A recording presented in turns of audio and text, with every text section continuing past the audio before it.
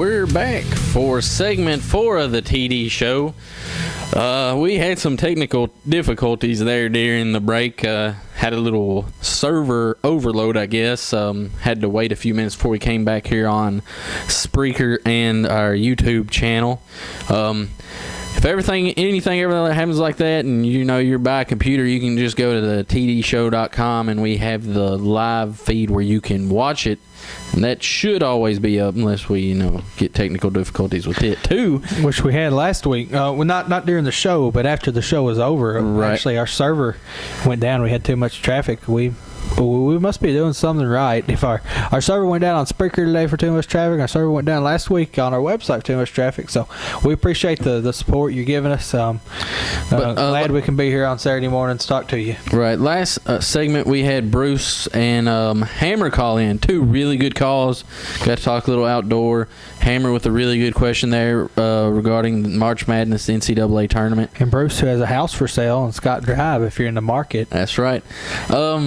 So we did love some more phone calls this morning. 502 509-3190. There you go. Give us a call, or at least, give us a little love on Facebook, Twitter, the comment box below the live feed on tdshow.com. Let us know you're listening. We're looking for a female perspective on That's some right. things. We are looking for the first female caller in TD show history.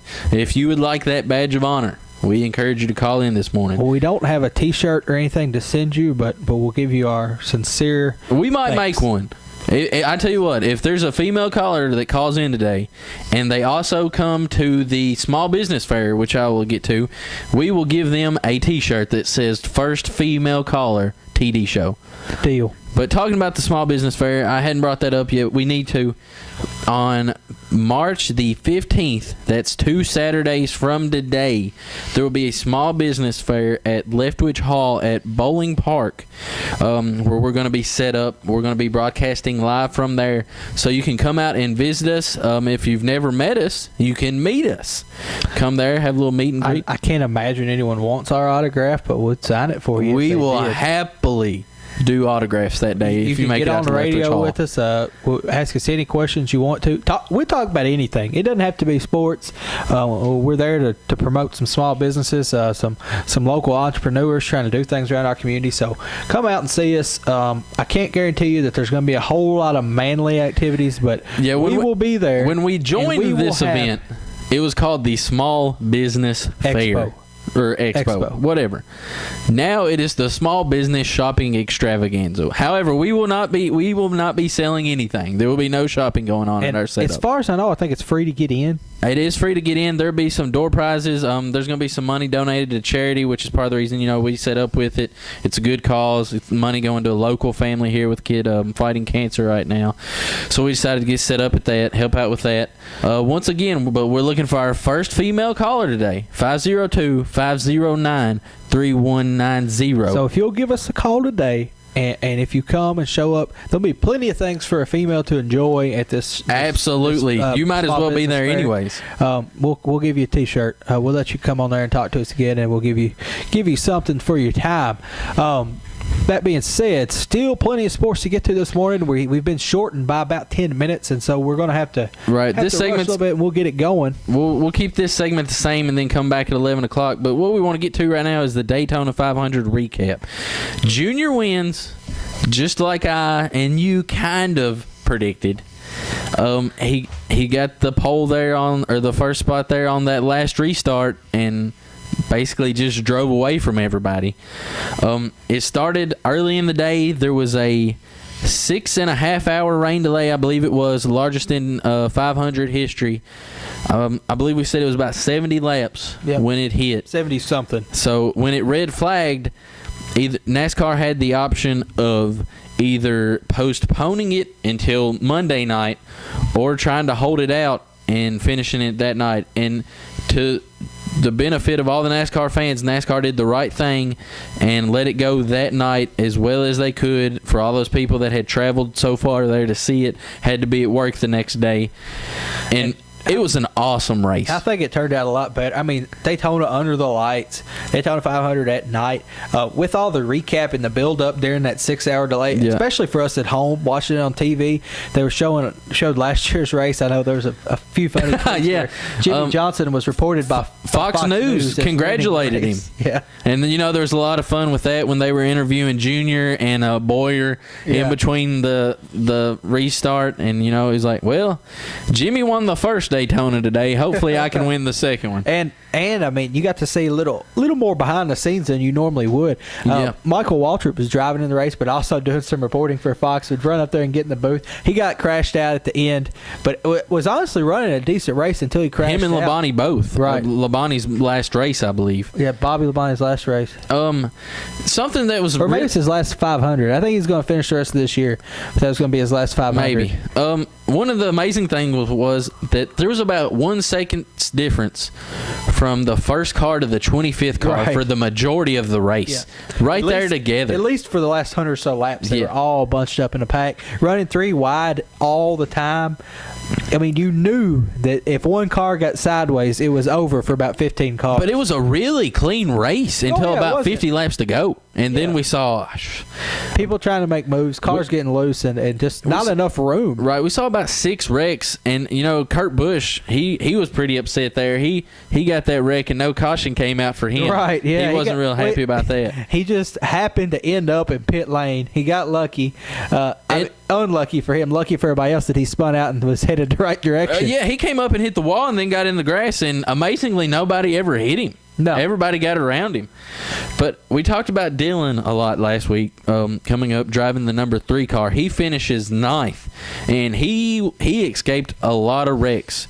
Him and Harvick both got blamed for wrecks during there, but we both pretty much agree that it was more the cars than them. Well, it wasn't so much them. Dylan's wreck, someone came up into him a little bit, rode up the track, not by their own their own fault. The car kind of floated them up the banking there and into Dylan's front end and pushed him and to cause a wreck. And that Harvick's kind of just got loose underneath him, and he rode up the track as well. Again, when you're going 200 miles an hour and you've got literally less than a foot between you and another car, those things happen. I didn't see any kind of dirty wreck. The only time I saw anybody bump drafting or anything like that was when Junior was trying to get that piece of tape off the front of his car, got behind the pace car. Right. But they said actually that tape may have sped him up a little bit. That's right. It decreased his drag, which pretty cool, especially with only 10 laps to go. Didn't have to worry about overheating. I'd never actually seen that happen before, and I'd never seen him trying to rub it off on the pace car. I didn't know you could hit the pace car. Something else pretty interesting. So many lead changes throughout that race. I mean, I think it was 17 to 19 lead changes throughout the race, and that's official. With people taking the lead for a lap. Yeah, and you crossing the finish line with crossing the start finish line with the lead. But that being said, there's a lot of big names at the front all night long. Yeah, and a lot of them finished there. At the front too. That front pack was there in some way, shape, or form pretty much all night. The top 6 finishers. Johnson came from the back, and Gordon came from the back at one point, but the rest of them were kind of up front most of the night. Yeah, Johnson had to start back with a new engine, I believe. Yep. Top 6 finish: Junior, Hamlin, Brad, Jeff, Jimmy, Kenseth. I mean, that's a pretty big billboard top 6 there. Yep. Yeah, about as good as it gets, especially for RCR. And I mean, there was Carl Edwards was right there in it before his wreck, which was on the last turn there. I believe that he wrecked.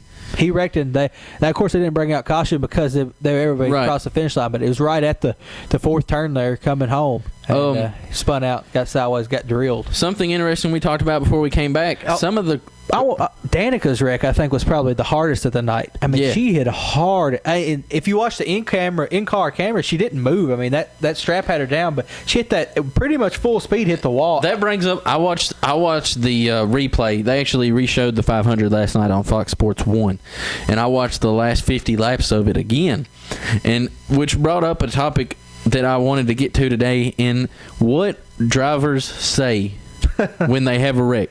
It's always the same thing. If you've ever listened, The TD show car was running really well today. I think had we not had that wreck, Exactly. we've been right there for it. I think we could have won. Had a good car. What else do you say? But I mean, that's the easiest out. I mean, obviously you don't want to wreck, but if you wreck, no matter if you were first or if you were 43rd a lap back, you felt like you were probably going to win the race. That being said, that's what Michael Waltrip said, but we heard him, and he was at the back of the pack, but we heard him say 70 laps in that he wanted to sit at the back of the pack, and there were about 70 laps to go, and then he was going to try and make a move. He's going to hope people cleared out in front of him. So I think he was actually sticking to his plan when he got wrecked out. But it has to be weird to be a driver, though, like him, and then be an analyst, too, and predict Brad to win the race. Yeah. Seems like you'd want to predict yourself to win the race. But he's not a full-time driver. Right. He races Daytona, Talladega, and maybe one more throughout the year. Yeah. And if they need him, for whatever reason he needs to drive. And Kentucky boy. I mean, I'd love to root for him if he'd race full-time. Oh, yeah. Talks like a woman, but that's okay. And he had actually won a rain-shortened 500 before. Yes. But all that said, we were talking about the 6.5-hour rain delay. Some crew chiefs didn't even tell their drivers that there was a rain probably about less than 15 minutes away. Mm-hmm. Less 10 minutes away. But you wouldn't have known it by watching the way they were racing. I mean, some crew members did tell their drivers, that we don't know that this thing's going to end. Right. We might get the red flag and be done wherever you're at.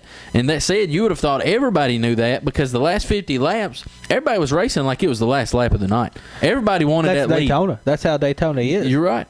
I mean, if you get stuck in the back at Daytona, you're out of luck.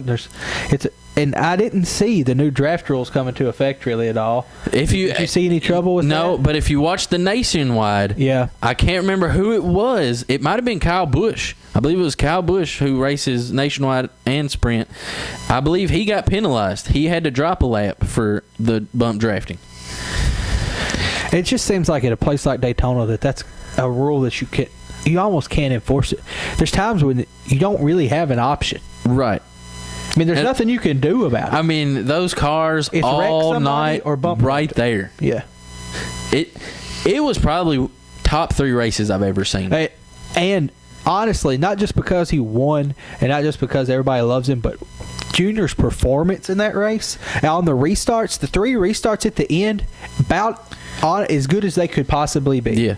Got out in front, dropped low when he needed to. And that's one of the things. He battled both of those waves better than I've ever seen anybody do it at the end of a race. And he decided, look, sorry, Jimmy, you're not passing me. The last 15 laps of the race, he was up, down.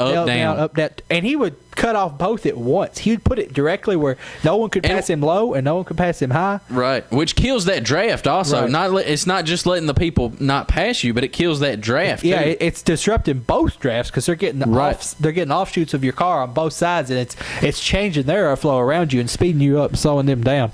I've actually got quite a bit of things about Junior I'd like to talk about when we come back from the break, and also something that started yesterday, the new qualifying for NASCAR. They used the old qualifying for the 500. I love the old qualifying. Yeah. It's so cool. Yeah. Starting this week, we have new qualifying, so we'll just touch on it real quick. I've got 4 or 5 things I'd like to talk about. I like the challenge races. Do you like the challenge races? I think it's a lot of opportunity for things to go wrong, but it makes it exciting. Yeah, I agree. Do they only do that at Daytona? Yes. I like it. Yeah. Budweiser Challenge. Is it Showdown? What's it called? Shootout. Budweiser Shootout. Yeah. That's what it is. So we're going to go to the break here. We'll come back. Be sure to refresh your browser or the Spreaker feed on our website. We'll be back in about 4 minutes. We'll talk more Junior. Still have a lot of MLB, NBA, NFL to get to. We'll be back.